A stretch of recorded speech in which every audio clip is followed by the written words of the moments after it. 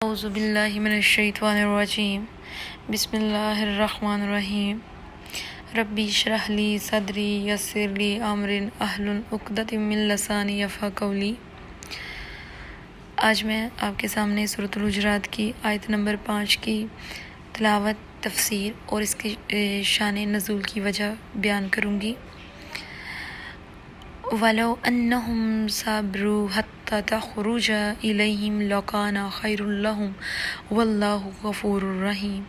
اور اگر وہ صبر کرتے یہاں تک کہ تم ان کے پاس خود تشریف لے آتے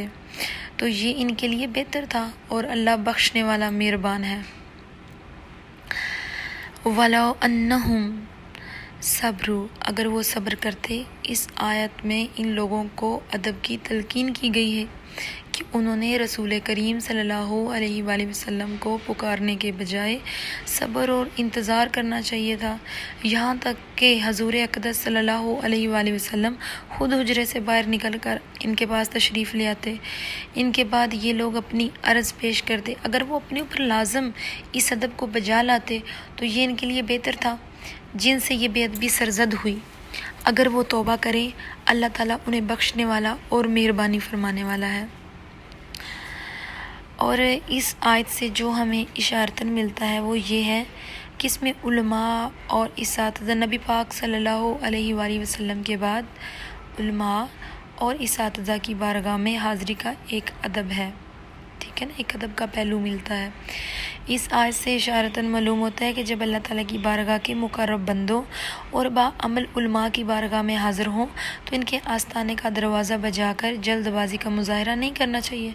بلکہ انتظار کرنا چاہیے یہاں تک کہ وہ اپنے معمول کے مطابق آستانے سے باہر تشریف لے آئیں۔ ہمارے بزرگان دین کا یہی طرز عمل ہوا کرتا تھا۔ چنانچہ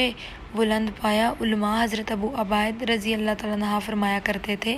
میں نے کبھی بھی کسی استاد کے دروازے پر دستک نہیں دی، بلکہ ان کا انتظار کرتا رہتا، اور جب وہ خود تشریف لاتے تو ان سے استفادہ کرتا۔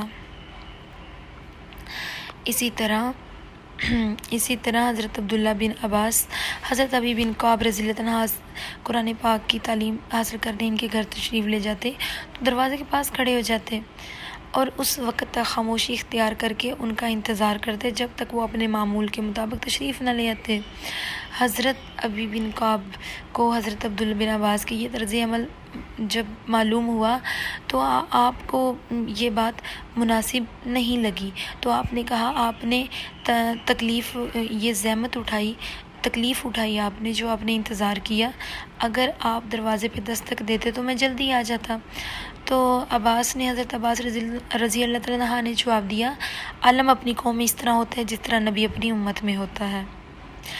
عالم جو ہوتے ہیں وہ نبی کا وارث ہوتا ہے، اور چونکہ اللہ تعالیٰ نے اپنے نبی کریم صلی اللہ علیہ وآلہ وسلم کے بارے میں ارشاد فرمایا ہے، وَلَوْ أَنَّهُمْ صَبَرُوا حَتَّى تَخْرُجُ إِلَيْهِمْ لَكَانَ خَيْرٌ لَهُمْ، اس لیے میں نے کبھی دروازہ بجانے کی بجائے آپ خود ہی تشریف لے آنے کا انتظار کیا ہے۔ اس آیت سے ہمیں جو مزید ہماری معلومات میں اضافہ ہوتا ہے وہ اس طرح ہے۔ نمبر 1 ہے، اس سے بھی یہ معلوم ہوا کہ حضور نور صلی اللہ علیہ وآلہ وسلم کے دربار تشریف کے آداب اللہ تعالیٰ نے بنائے اور اس نے ہی سکھائے ہیں۔ یاد رہے کہ یہ آداب صرف انسانوں پر ہی جاری نہیں بلکہ جنوں، انسانوں اور فرشتوں پر بھی جاری ہیں، اور یہ آداب کسی خاص وقت تک کے لیے نہیں بلکہ ہمیشہ کے لیے ہیں۔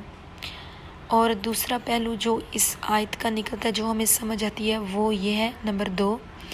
اکبارین کی بارگاہ کا ادب کرنا بندے کو بلند درجات تک پہنچاتا ہے اور دنیا اور آخرت کی سعادتوں سے نوازتا ہے۔